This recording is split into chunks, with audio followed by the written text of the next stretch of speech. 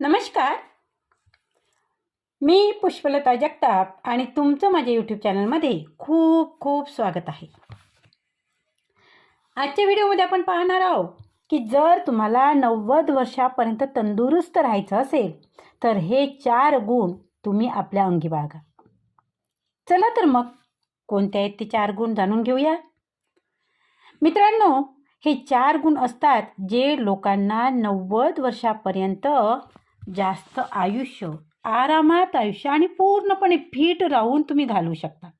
विचार करा, जर कोणी तुम्हाला म्हटलं की 90व्या वर्षाची वयातही तुम्ही वेगाने चालत असतात, हसत असतात, काम करत असतात आणि हे लोक विचारतात की भाऊ तुमचं वय काय आहे? तर तुम्हाला कसं वाटेल बरं? नाही का? अनेक लोक वयाच्या 50व्या वर्षी किंवा त्या पुढच्या 50च्या पुढच्या टप्प्यात 55व्या वर्षी थकतात. परंतु काही लोक असे असतात की जे 90व्या वर्षी तरुणासारखे चमकतात. हे काही जादू नाही किंवा नशीब नाही. हे त्यांच्या अंगी असलेल्या 4 अद्वितीय गुण आहेत जे शरीराला म्हातारं होऊ देत नाही. आज आपण या 4 गुणांची सर्वात खोलवर गोष्ट समजून घेऊया, जी तुमचं पूर्ण आयुष्य बदलू शकते. हे 4 गुण ऐकायला तर सोपे वाटतात, परंतु जेव्हा कोणी ते खरोखर आत्मसात करतात तेव्हा त्यांच्या आसपासचे लोक सुद्धा थक्क होतात. शरीराचं वय वाढते, पण मन, ऊर्जा आणि चालढाल सर्व काही तरुण असतं. आज आपण हे 4 गुण कसे काम करतात, ते आयुष्यात कसे उतरवायचे आणि कोणत्या चुकीच्या सवयी त्यांना गुपचूप नष्ट करतात हे आजच्या व्हिडिओमध्ये आपण समजून घेऊया. आता बघूया. सगळ्यात प्रथम म्हणजे पहिला गुण म्हणजे अस्वस्थ न होण्याची शक्ती. बघा, बरेच वृद्धच नाही तर तरुण लोकसुद्धा काही गोष्टी घडल्या किंवा काही अनपेक्षित घडलं तर लगेच गोंधळून जातात. लगेच त्यांचं मन अस्वस्थ होतं आणि मग पुढच्या गोष्टीला सामोर जाण्याची शक्तीच त्यांच्यात उरत नाही. आणि ही शक्ती खरं म्हणजे फिटनेस जिममधून नाही येत, तर ते आतून होत असते. बघा, काय होतं की जर तुम्ही ह्या गोष्टी शरीराचा फिटनेस आपण जिममध्ये करू शकतो किंवा कुठल्या गोष्टीने करू शकतो, परंतु मनाचा फिटनेस असण्यासाठी मात्र आपल्याला मनाचीच तयारी ठेवावी लागते. हो ना? काय होतं ना की बऱ्याच जणांना लवकरच राग येतो, भावनांचा उद्रेक होतो. सर्व शरीराला गुपचूप हे काय करतात, हे जे गुण आहे की लगेच रिॲक्ट होणे, लगेच भावनाचा उद्रेक होणे आणि लगेच कोणत्याही गोष्टीचा ताण घेणे, ह्या गोष्टीमुळे तुमचं शरीर गुपचूप म्हातारं करतात ह्या सवयी. पण ज्यांच्याकडे शांत राहण्याचा गुण आहे ना, ते वयानुसार ताण स्वतःवर स्वार होऊ देत नाही. आपल्या घरामध्ये वृद्धांचे 2 प्रकार दिसतात. एक ते जे प्रत्येक गोष्टीवर रागवतात. कोणी चहा उशिरा दिला तरी नाराज होतात, कोणती गोष्ट समजली नाही तरीही चिडतात, टी व्हीवर बातम्या बघून स्वतःच परेशान झालेले असतात हे लोक. आणि 60व्या वर्षातच हे लोक म्हातारी दिसू लागतात. आणि दुसरीकडे म्हणजे ते वृद्ध असतात जे 80व्या वर्षी हसत राहतात. अरे राहू दे, सर्व ठीक होईल, हे लोक आपल्याला समजावून सांगतात. आणि हे लोक अर्ध्या आजारावर फक्त हसण्यानेच मात करतात. आणि वैज्ञानिक संशोधनात म्हटलेच आहे ना की शांत राहणारे लोक हृदय, मेंदू आणि रोग प्रतिकार शक्तीला कमी नुकसान पोहोचवतात. बरोबर ना? बघा, कुठल्याही गोष्टीत शांत राहणे हा फार मोठा उपाय असतो. राग करूनही किंवा तुम्ही लवकर रिॲक्ट होऊन किंवा शरीराला त्रास देऊनही त्या गोष्टीत काहीही फरक पडत नाही. परंतु तुम्ही त्यावर शांत राहून जसं मात करताना तर त्याप्रमाणेच त्या गोष्टी तुम्ही हाताळू शकता. शांततेने सुद्धा तुम्ही त्या गोष्टी हाताळू शकता. तुम्हाला लवकर राग येतो. हे कशाचं हे आहे? तुमच्या शरीरात कॉर्टिसॉल नावाचं स्ट्रेस हार्मोन त्यांच्या शरीरात कमी वाढते, म्हणून ते तरुण राहतात. आणि आपण लक्षात घेतले पाहिजे की त्यानंतर दुसरा गुण आहे तो म्हणजे सातत्याची शक्ती.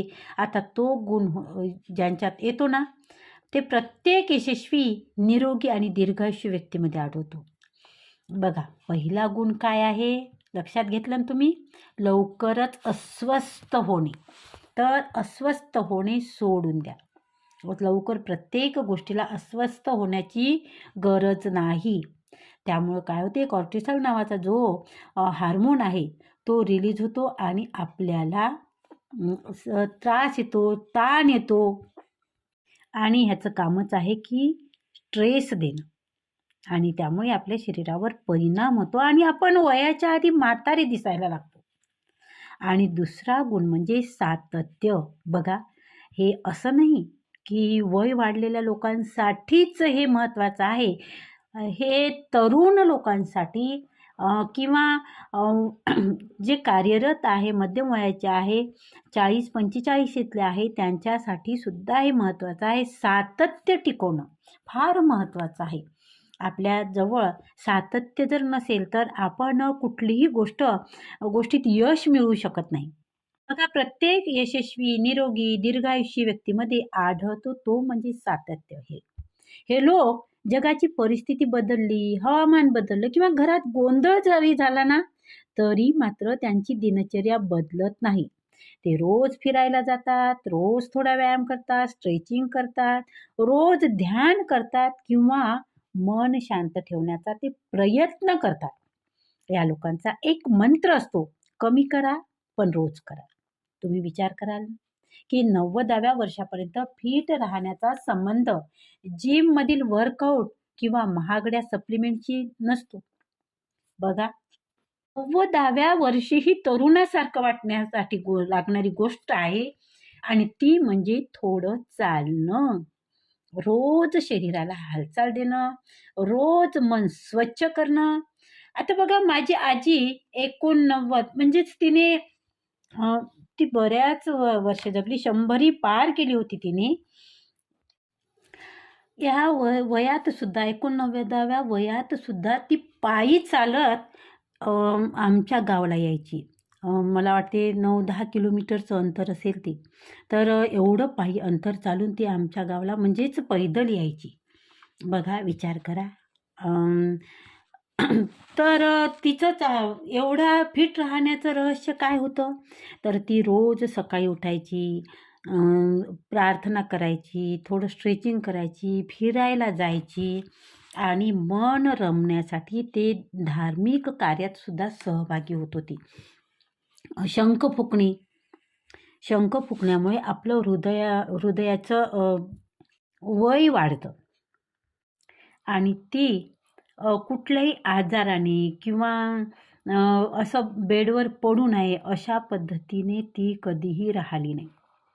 ती अगदी टणटण आणि आवाजसुद्धा तिचा कणखर म्हणजे जोपर्यंत ती जिवंत होती तरी आवाजात तिचा असा दम होता. आणि तिची एक सवय होती की सकाळी उठून 20 मिनिट न थांबता चालणे. मग ते थंडी असो, ऊन असो, पाऊस असो, काहीही असो. आणि सगळ्यात गमतीशीर गोष्ट माहिती आहे काय? तर ती म्हणायची की शरीर जर थांबलं ना तर म्हातारपण सुरू होतं. हे वाक्य पूर्ण जीवनशैली बदलू शकते. बघा, आणि त्याचबरोबर आहारात विषयी सुद्धा ती सतर्क असायची. काय खायला पाहिजे आणि काय खायला नको, किती प्रमाणात खायला पाहिजे आणि कोणत्या गोष्टी खायला नको, ह्या गोष्टीची सुद्धा तिला जाण होती मित्रांनो. आणि म्हणूनच ती 100 वर्षापर्यंत सुद्धा दुसऱ्यांवर अवलंबून राहिली नाही. तिचा मृत्यू हा म्हणजेच झोपेत अटॅक, 100 वर्ष पूर्ण झाल्यानंतर झोपेत अटॅक येऊन गेला. म्हणजेच तिचं कोणालाही काहीही करायचं काम पडलं नाही. म्हणूनच आपल्या जीवनात सातत्याला खूप महत्त्व आहे. आता बघूया तिसरा गुण, जो कोणत्याही वयाला खरोखरच तरुण बनवतो, शिकण्याची सवय.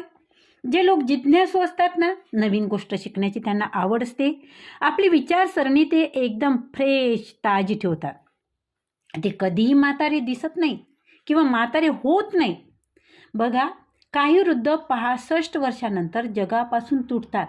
त्यांना मोबाईल शिकायचा नसतो, नवीन माणसे नको असतात, नवीन गोष्टी नको असतात. परंतु काही लोक असे असतात की ते वयाच्या 85व्या वर्षी विचारतात की हे ॲप कसे चालते, हे नवीन गाणं कोणी गायलं आहे आणि हे जग कसं बदलत आहे. ह्या जिज्ञासा त्यांच्या मेंदूला तरुण ठेवतात. बघा, त्या बातम्या ऐकतील, जगाच्या घडामोडीकडे लक्ष ठेवतील, त्याचबरोबर नवीन काही शिकण्याची त्यांची जिज्ञासा असेल. आणि ही जिज्ञासाच माणसाला तरुण ठेवते. मेंदू तेव्हा म्हातारा होतो जेव्हा आपण शिकणे सोडतो, नाही का? जगातील सर्वात आनंदी आणि सर्वात फिट वृद्धामध्ये एक गोष्ट समान आढळलेली आहे, ते म्हणजे रोज काहीतरी नवीन शिकत असतात. कधी कधी ते झाडाबद्दल, कधी जेवणाबद्दल, कधी नवीन छंद, कधी नवीन शब्द. या सवयीमुळे मेंदूचे न्यूरल नेटवर्क मजबूत होते, मेमरी तेज राहते आणि मानसिक थकवा देखील त्यांचा निघून जातो. आता बघूया नंबर 4 आणि सर्वात शेवटचा गुण आहे, तो म्हणजे नात्यांना हलके ठेवण्याची सवय. फार महत्त्वाची आहे. 90 वर्षापर्यंत फिट राहणाऱ्यांच्या अंगी एक खास कला असते, ते नात्यांना ओझं बनू देत नाही. छोट्या छोट्या गोष्टीत मनात देखील ठेवत नाही. कोणी काही बोललं तरी ते लगेच आत साठवून ठेवत नाही. त्यांना माहीत असतं की हे मनाचं ओझं शरीराचं वय वाढवतं आणि हलके मन शरीराला तरुण ठेवतं. तुम्ही पाहिले असेल की काही लोक 50व्या वर्षी थकतात कारण ते तक्रारीचं ओझं वाहतात, आणि दुसरीकडे ते लोक जे 90व्या वर्षीही उत्साही आणि तरुण दिसतात, ते प्रत्येक संध्याकाळी मन साफ करून झोपतात. म्हणजेच 92व्या वर्षी एक आजी, वय तिचं 92 वर्षाचं होतं, ती म्हणायची की बाबा मला आता 92 वर्ष चालू झालं बघ, आणि हसायची. आम्ही काय आता म्हातारे माणसं, असं सुद्धा ती म्हणायची. परंतु तिचं एक ठरलेलं होतं, ती लवकर नाराज होत नव्हती आणि तिची नाराजी जास्त वेळ ती मनात सुद्धा ठेवत नव्हती. हाच त्यांचा हेल्थ सिक्रेट होता. असे लोक भांडतात जिंकण्यापेक्षा नाते वाचवण्यात, आणि नाते वाचवण्याला मोठी जीत मानतात. ते अपेक्षा कमी ठेवतात, प्रेम जास्त देतात. बघा, यातून तुम्हाला एक गोष्ट स्पष्ट जाणवत असेल ना, ज्या लोकांचा इगो खूप मोठा, म्हणजे नात्यापेक्षा मोठा, स्वतःहीपेक्षा मोठा, ते जे इगोला ठेवतात ना, ते लोक खूप लवकर म्हातारे होत असतात. बघा, आणि प्रत्येकाच्या इगो असण्याचं कारण वेगवेगळं असतं. कोणाला मी वयाने मोठा आहे, मला तो मान मिळालाच पाहिजे, ह्या गोष्टीचा. किंवा कोणाला कशाचाही इगो असतो की माझ्याकडे सर्व काय आहे, मी कशाला काही म्हणणार आहे, मला काय त्यांचं घेणं देणं आहे, किंवा माझ्याकडे सगळं पैसा आहे, सगळं आहे, मी कशाला त्याच्याकडे जाऊ, ह्या गोष्टीचा सुद्धा इगो असतो. प्रत्येकाचा इगो असण्याचं कारण वेगवेगळं असतं. परंतु हा जो इगो आहे ना, हा इगो माणसाला फार लवकर म्हातारं बनवत असतो. आणि हे लोक भांडतात सुद्धा आपल्यासारखंच, ते सुद्धा भांडतात. परंतु भांडताना त्यांना स्वतःच्या इगोपेक्षा, स्वतःच्या जिंकण्यापेक्षा, स्वतःच्या यशापेक्षा त्यांना नातं वाचवणं फार मोठं वाटतं. ते अपेक्षा कमी ठेवतात, परंतु प्रेम जास्त ठेवतात. आपण अपेक्षाही किती ठेवतो हो, नाही का? बघा, माझ्या मुलाने फोनच केला नाही, त्याला माझी काळजीच नाही, हा मित्र माझ्या दारासमोरून गेला पण मला आवाजच दिला नाही, त्याने मला बोलायला पाहिजे होतं. अपेक्षा काहीही असतात आपल्या, परंतु जेवढ्या तुमच्या अपेक्षा कमी ना, तेवढे तुम्हाला समाधान अधिक मिळतं. त्याचप्रमाणे तक्रारी किती असतात आपल्या, खूप तक्रारी असतात. आणि काहीही कारण नसतं त्यासाठी. मला चहाच लवकर दिला नाही, मला चहाच मिळाला नाही, असंच झालं नाही, तसंच झालं नाही. छोट्या-छोट्या गोष्टीतही आपण तक्रार करत असतो. आणि तुम्हाला माहीत आहे, तक्रारी खूप कमी जे लोक करतात ना, याच कारणामुळे त्यांच्या घरात ताण राहत नाही, तर हसणं असतं. आणि जिथे हसणं असतं, तिथे शरीर आपोआप निरोगी होतं. आणि वैज्ञानिकही म्हणतात, की भावनिक ओझं जे आहे, ते शरीराला रोज अनेक सिगारेट ओढण्याइतकं नुकसान होत असतं शरीराला. बघा, भावनिक आपण ओझं ठेवतो ना आणि एक प्रकारचं ओझं घेऊन जगतो, तर तुम्ही व्यसनी नाही आहे. तुम्ही सिगारेट ओढत नाही, परंतु अनेक सिगारेट ओढण्याइतकं ते तुमच्या शरीराला नुकसान करत असतं.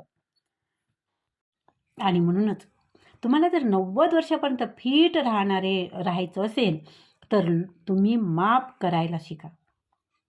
आणि बघा, सर्वेत सुद्धा असंच आढळून आलं, जे 90 वर्षापर्यंत फिट राहणारे लोक आहेत ते माफ करायला जाणतात, सोडून द्यायला शिकतात. ते मनात जागा रिकामी ठेवतात, जेणेकरून आनंद आत येऊ शकेल. आपण मनात जागा रिकामी नसते, कारण त्याच्यात अनेक गोष्टी भरलेल्या असतात. राग, द्वेष खाचून भरलेला असतो आणि त्यामुळे आपल्या मनात आनंदाला यायला जागाच उरत नाही. सोडून द्यायला शिका. आणि शेवटी काय आहे, जे मन हलकं ठेवतात ना, ते सर्वात लांबचा आणि सर्वात सुंदर प्रवास पार करत असतात. या 4 गुणांचा आत्मसात करणारे लोक 90व्या वर्षी फिट राहतात. कारण ते जीवनाला एकदम हलके, फ्री ठेवतात. ते स्वतःला तणावाच्या दोरीने बांधत नाहीत. ते शरीर रोज थोडं-थोडं हालचाल करून ते आपल्या शरीराला हालचाल करतात. मेंदूला रोज नवीन काम देतात आणि काम देऊन ते ताजंतवानं ठेवतात. आणि खरी गोष्ट ही आहे, की म्हातारपण शरीरात कमी आणि मनात जास्त येत असतं. मनाला तरुण ठेवणाऱ्या 4 चाब्या, किल्ली म्हणू आपण, तर ती की म्हणजे शांती, सातत्य, शिकणं आणि नात्याला हलकं ठेवणं. आजही तुमच्या हातात आहे. बघा, तुम्हाला खूप काही करायचंच नाही आहे. खूप काही करायचं नाही आहे. फक्त आपल्याला आपलं शरीर निरोगी ठेवायचं आहे ना, तर आपल्याला ज्या काही गोष्टी आहे आणि ह्या मनाच्या भावना आहे, इथे कुठलाही शारीरिक फिटनेस नाही आहे. तुम्ही मनाला समजावलं, तुम्ही शांत राहिला, तुम्ही जर सातत्याने कुठल्या गोष्टी करत गेल्या, ती व्यायाम काहीही असो, तुम्ही रोज सकाळी उठून गरम पाणी पित असाल, व्यायाम करत असाल, फिरायला जात असाल, कुठलीही गोष्ट असून तर त्यात तुम्ही सातत्य ठेवा आणि शिकत राहा. शिकल्याने आपला मेंदू नेहमी ताजातवाना होतो आणि नात्याला नेहमी हलकं ठेवा. काय होतं, की नात्याचं ओझं खूप मोठं वाटतं आणि मग त्यात काही समज आता कुठे घेऊन जायचं आहे आपल्याला, गैरसमज सोडून द्या. बघा, तुम्हाला खूप हलकं वाटेल. आणि जर तुम्ही या 4 सवयी, ह्या 4 गोष्टी तुम्ही आत्मसात करण्याचा निर्णय जर घेतला ना, तर येणारा काळ तुमच्या बाजूने नक्कीच असेल मित्रांनो.